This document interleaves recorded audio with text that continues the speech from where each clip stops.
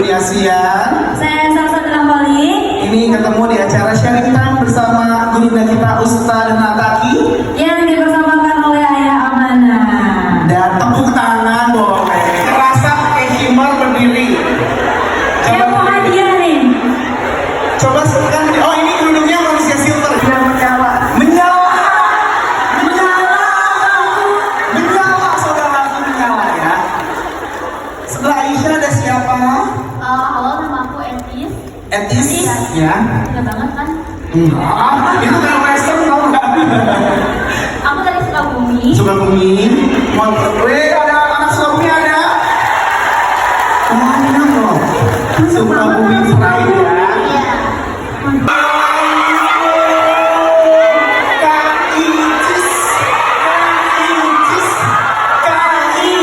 Jangan lupa bagi duit.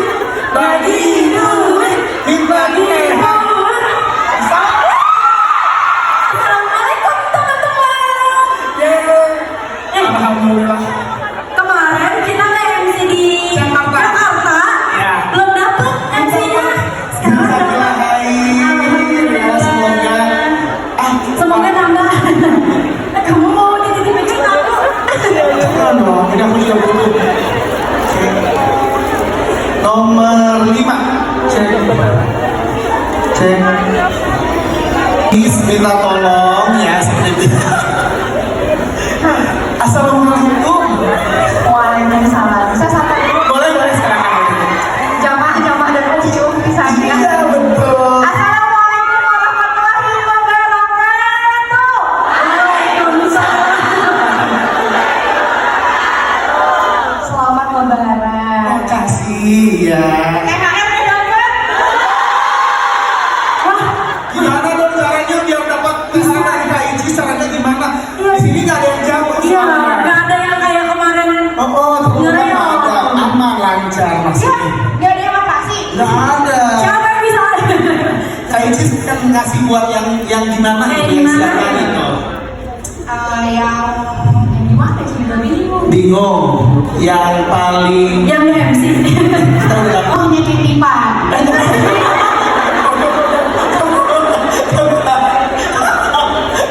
untung cepat ya. Alhamdulillah ya. Simpan. Harus berbagi. Oh, Dengan iya, cara ya. berbagi, Allah makin memberkahkan harta kita. Berbagi. Berbagi. Bisa. Nah, kalau kakaknya. Sorry ya. KIC anak aku dua loh. Tuh, kalau berbagi, Ya. dapat lagi nih. Bener. Dikali 2 anak-anak. Anaknya 2. Ada yang anak kelima? Bagi lagi. Yang belakang masih. Awas robek. Hati-hati ya, satu-satu. Nah, gitu alhamdulillah ya. Alhamdulillahirabbil alamin. Anak. Yeay, Masya Allah.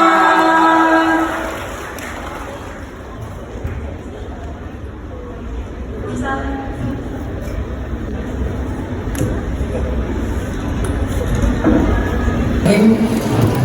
Makasih buat Kak Caca, Kak Puni, teman-teman semuanya yang spesial di sini. Makasih juga buat Realities yang udah komen konten saya sampai viral.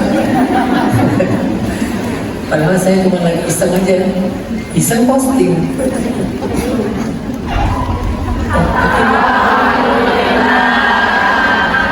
Lalu, tapi karena sharing time Bogor untuk tema ini baru kebagian sekarang, nggak apa-apa, karena kita bukan masalah forumnya, bukan tentang konten lucu-lucuan ataupun entertainnya, tapi kita pengen yang mainin ya mulutnya ya. Kebetulan saya agak versi Arab ya, jadi kalau ngomong bencana itu takutnya nanti keluar kalkolah sama airnya gitu kan, jadi bencana gitu kan. Kita bahas tentang bencana yuk, pun sebetulnya udah nggak kuat lagi.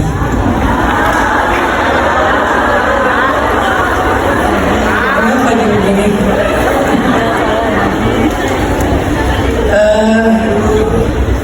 Tentang mereka yang udah nggak kuat lagi tapi dikuat-kuatin.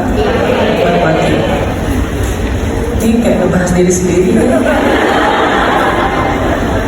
Oke, saya tuh kan sering banget ngambil diksi-diksi yang lagi happening di antara anak muda kan. Mungkin sebagian ada yang nanya, ini kajian macam apa nih? Kok kajiannya Gencana Yo? Bener-bener bid'ah ya kajiannya.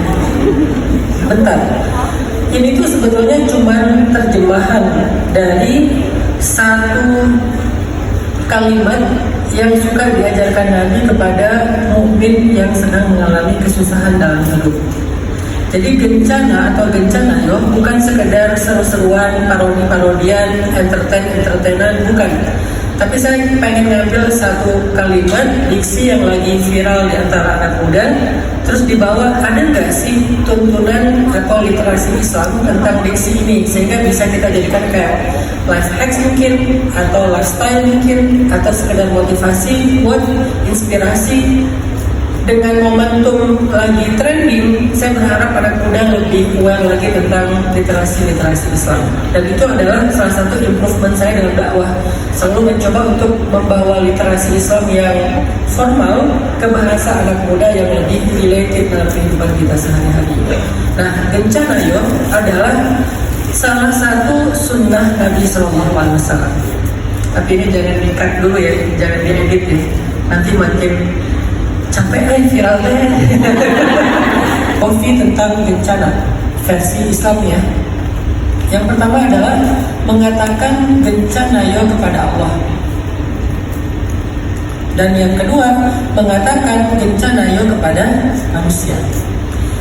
Kita bahas yang pertama, mengatakan bencana yo kepada Allah. Dalam hadis yang tadi diajarkan Nabi SAW, Nabi itu ngajarin kita kalau misalnya kita lagi dapat masalah, kita bisa bilang ma'alish. Saya teringat tuh ada seorang jurnalis senior di Gaza yang kehilangan, saya lupa 3 apa 2 putranya syahid karena dibunuh sama Israel.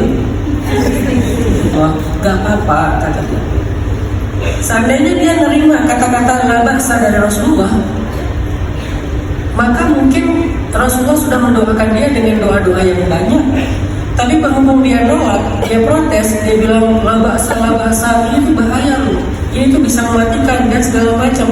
Akhirnya Nabi pergi tidak mendoakan dia, justru dia mengatakan fana ambidan. Ya udah kalau gitu kata Nabi, kan rugi ya. Harusnya kalau dia bilang ya Rasulullah doakan saya ya Rasulullah pasti doain dia.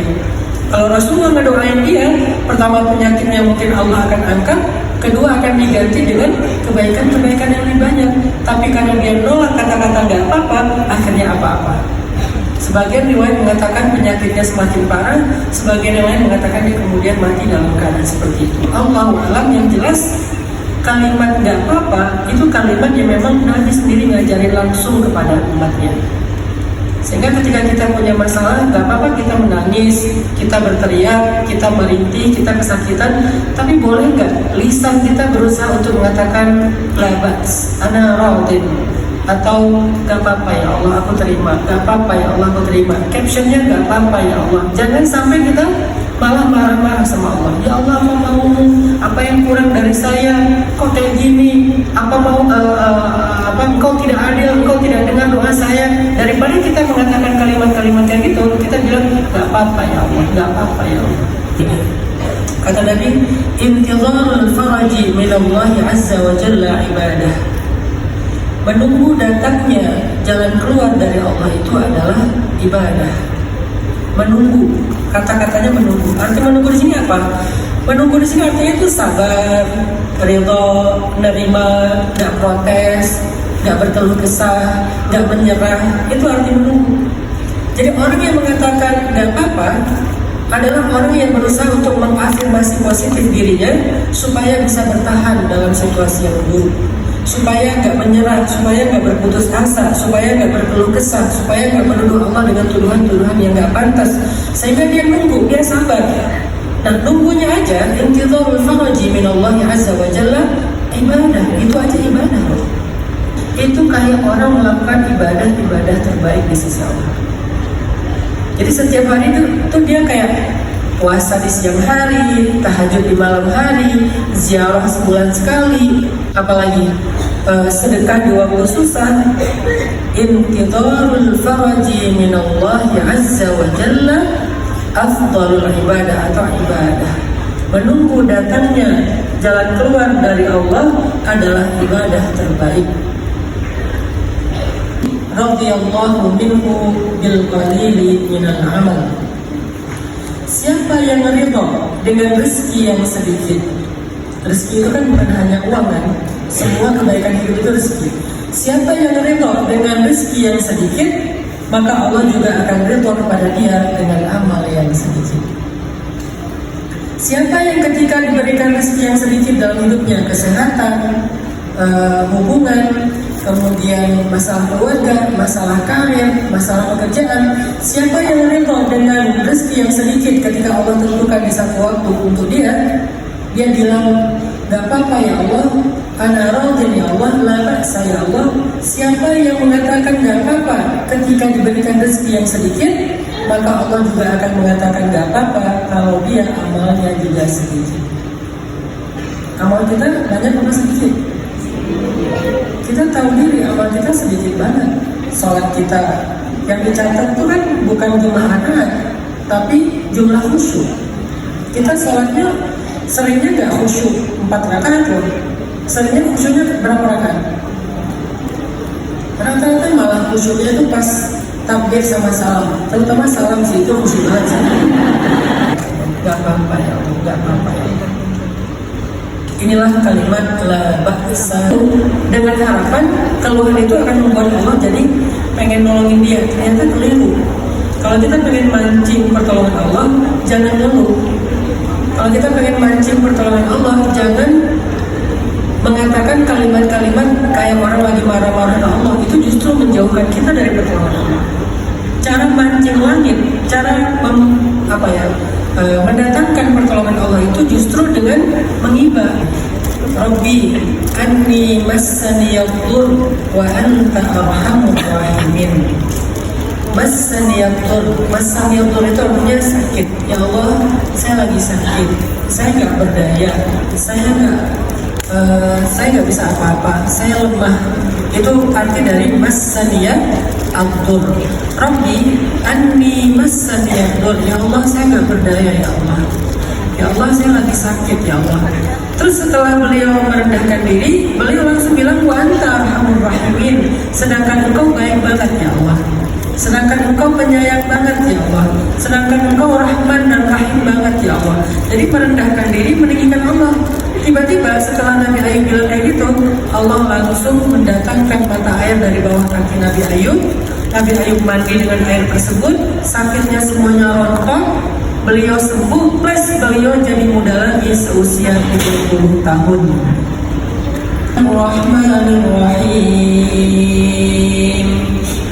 Wa ibadur rahmanil ladzina yamshuna 'alal ardi hauna wa idza khatabahumul jahiluna qalu salama.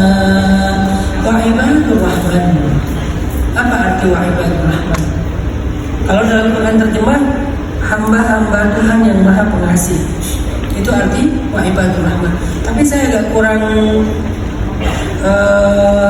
cocok dengan terjemahan ini karena terjemahannya terlalu baku. Kalau kita baca tafsir, wa ibadur rahman itu artinya hamba kesayangan Allah. Jadi bukan tentang Allah nih, tapi tentang hamba. Kalau hamba Allah yang Maha Pengasih berarti kan tentang Allah ya. Kalau dalam tafsir ini tuh bukan tentang Allah tapi tentang hamba-hambanya. Makanya nanti dibahas di situ tuh sifat-sifat hambanya. Wa ibadur rahman, terjemahan yang lebih nyaman buat saya itu adalah hamba kesayangan Allah. Kesayangan Allah itu adalah alladzina yamshuna 'alal ardi haunan.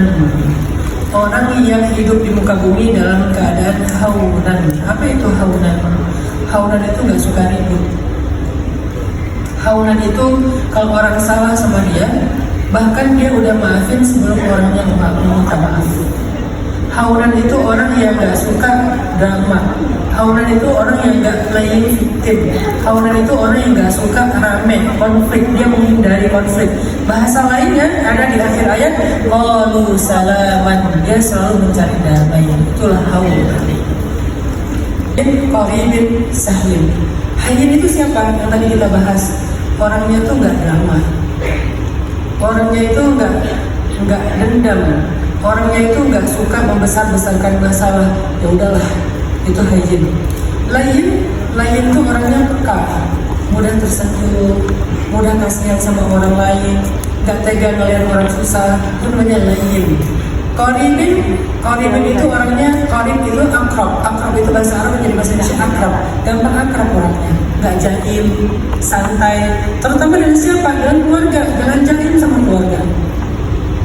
Terutama buat para ayah ya, kalian kalau nanti jadi ayah, pulang ke rumah, nggak usah jahil kayak kalian di kantor, atau kalian di luar rumah yang jadi misalnya direktur, atau bos, atau atasan, atau pemimpin. Di rumah udah aja sama anak, sama pasangan, biasa. Nah, sebelumnya tapi saya mau cerita dulu boleh ya?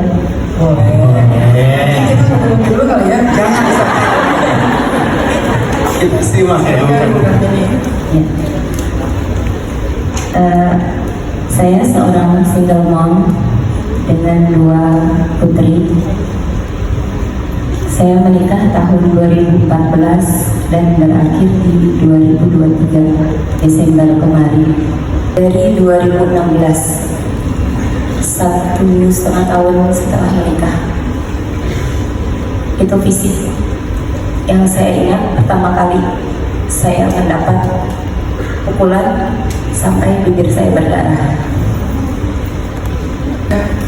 Kadang-kadang saya jadikan kayak motivasi buat mereka yang sedang diuji dengan hubungan yang sulit. Ungkapannya gini, bercerai adalah keputusan yang buruk, tetapi bertahan dalam hubungan yang tidak sehat, hubungan yang toksik, itu jauh lebih buruk. Kadang quote itu saya anggap ada benernya kalau kasusnya udah kayak Mbak Kartini. Jadi kita kan nggak bisa ngejudge satu ungkapan itu hanya dengan teksnya. Ada kondisi-kondisi yang memang bercerai itu lebih baik daripada bertahan. Makanya kenapa dalam Al-Quran ada surat cerai, surat At-Talaq. Dan di dalam surat At-Talaq itu Allah lagi ngajarin cara bercerai yang baik. Apakah Al-Quran ngajarin semua orang untuk bercerai? Bukan. Allah itu maha tahu ya. Walaupun bercerai adalah hal yang boleh tapi paling dibenci Allah, tapi ada kondisi-kondisi, kenyataan-kenyataan yang bahwa bercerai itu mungkin jadi solusi satu-satunya. Sejauh perjalanan hidup saya selalu mengatakan tidak apa-apa dengan takdir yang saya dapatkan. Pertama, saya dari kecil sudah ditinggalkan oleh kedua orang tua saya. Kemudian saya tinggal di salah satu pondok pesantren, dan selama 6 tahun tidak mudah untuk menjadi anak yatim piatu di pesantren, di mana teman-teman kita jauh lebih berbeda nasibnya dengan kita. Ketika mereka dijenguk, saya hanya bisa berdiam diri di masjid, dan mungkin secara tidak langsung saya sudah mengatakan itu tidak apa-apa kepada Allah. Namanya Najm Ahmad, bintang Ahmad. Kita kan nggak ada yang punya bintang di langit. Kalau ada pasti drone, bukan bintang. Jadi orang seistimewa Nabi Muhammad itu ternyata punya masa kecil yang sama beratnya kayak Rahman, yaitu lahir sebagai anak yatim, gak lama kemudian piatu, jadi yatim piatu, miskin sampai beliau dewasa. Tapi saya kan butuh pasangan. Allah tapi pengen ya. Siap. Maaf ya Ica, maaf ya. Dia oke anak ya. Dia nggak pengen nikah muda. Aku pernah curhat di TikTok ya sama anaknya. Kak, kamu mau nikah umur berapa? Gak usah lah, aku nggak pengen nikah dulu. Aku pengen kan first love-nya aku Baba. Padahal kita jalan-jalan aja, Kak. Kita keliling kemana gitu, jalan-jalan, pokoknya having fun. Yang satu senangnya olahraga ekstrim kan. Banget punya harapan, keinginan, ekspektasi. Tapi apa-apa bahkan kalau kita bilang aku lebih tahu apa yang aku butuhkan, apa yang terbaik buat aku, apa yang harusnya dan ada dan gak ada, itu justru penyakit hati itu dimulai dari merasa lebih daripada Allah. Sehingga ketika kenyataan yang Allah tentukan itu gak sesuai ekspektasi kita, harapan kita, rasanya hidup kita itu penuh dengan masalah, hidup kita itu kayak gak seberuntung orang lain, karena gak seperti yang kita pengenin, padahal Allah lebih tahu buat kita yang terbaik itu apa. Jadi itu satu, seperti kata Caca tadi, mungkin yang terbaik buat kita saat ini adalah kuliah, sedangkan buat teman kita adalah nikah. Buat yang lain adalah apa? Punya anak. Yang lain punya apa? Masing-masing orang kan punya takdir terbaik, dan Allah lebih tahu takdir terbaik dia apa untuk kondisi dia. Nah, kayaknya Eca mungkin kalau jadi nikah tahun ini mungkin berarti ya emang takdir terbaiknya Eca adalah nikah. Kalau nggak jadi berarti takdir terbaiknya Eca adalah kuliah dulu aja. Sehingga nanti ketika Eca udah punya pasangan, Eca itu menikah sebagai orang yang well educated, diskusinya nyambung, atau mungkin ketemunya justru di pas lagi wisuda, atau ketemunya pas lagi bikin project apa misalnya. Semuanya ada alasan, nggak ada kan nggak boleh kayak gitu. Dia lebih pasif, lebih kalem. Gimana dengan fitrah kekalaman ini saya mengikhtiarkan jodoh? Itu pertanyaannya. Gimana dengan fitrah kekalaman ini saya mengikhtiarkan jodoh? Ada satu quote yang saya suka, walaupun quote ini tentang rezeki, tapi jodoh itu juga rezeki kan. Quote-nya gini, janganlah kamu mengejar ayam, karena makin kamu kejar, dia makin lari, ketakutan, dan kamu capek. Kalau kamu pengen nangkap ayam, sediakanlah beras, maka ayam itu akan datang, lalu kamu menangkapnya dengan cara mudah. Quote ini berlaku untuk rezeki. Rezeki itu jangan dikejar doang, jangan habis-habisan, pancinglah dia. Bagaimana memancing rezeki? Kalau rezeki ini tentang harta, pancinglah dengan sedekah. Berasnya harta itu adalah sedekah. Ketika kita ngeluarin sedekah, rezeki itu akan mendatangi kita. Kalau itu adalah harta. Jodoh, pancinglah dengan memantaskan diri. Beras di tangan kalian dalam konteks jodoh adalah kepantasan diri. Semakin kalian pantas, semakin kalian layak, semakin jodoh itu mendekat. Ini kalau buat cewek. Karena dia tidak mendekat, dia didekati. Maka pancinglah orang mendekati kalian dengan memantaskan diri. Karena dasarnya jodoh itu ada, cuman waktunya Allah yang nentuin. Wa khalaqnakum azwaja, semua kalian aku ciptakan berpasang-pasangan. Cuman waktunya beda-beda antara satu dengan yang lain. Eca, coba pantaskan diri Eca sebagai beras untuk memancing ayam tadi, sebagai beras untuk memancing jodoh Eca. Memantaskan diri sebagai perempuan itu belajar dari Sayyidah Fatimah, belajar dari Sayyidah Khadijah. Ini tanggal 30 Juni 2024 ya. Ini tempatnya sama di sini insya Allah di Grand Ballroom Puri Begawan. Ini temanya adalah Ya Allah, why always me? betul. Kalau buat teman-teman di Bogor semuanya, insya Allah kita akan bertemu di tanggal 30 Juni 2024 ya. yang mana lagi kan? Betul. Kayaknya hujan ya. Hujan. Ada juga Bogor. Iya, Kota hujan. Alhamdulillah. Ya semoga hati-hati, sehat selalu ya. Buat teman-teman semuanya, mohon maaf kalau kita berdua mungkin yang kurang berkenan. Ada salah-salah kata. Bercanda dan batin. Terima kasih buat Terima Money Organizer. Saya Bunya Sia.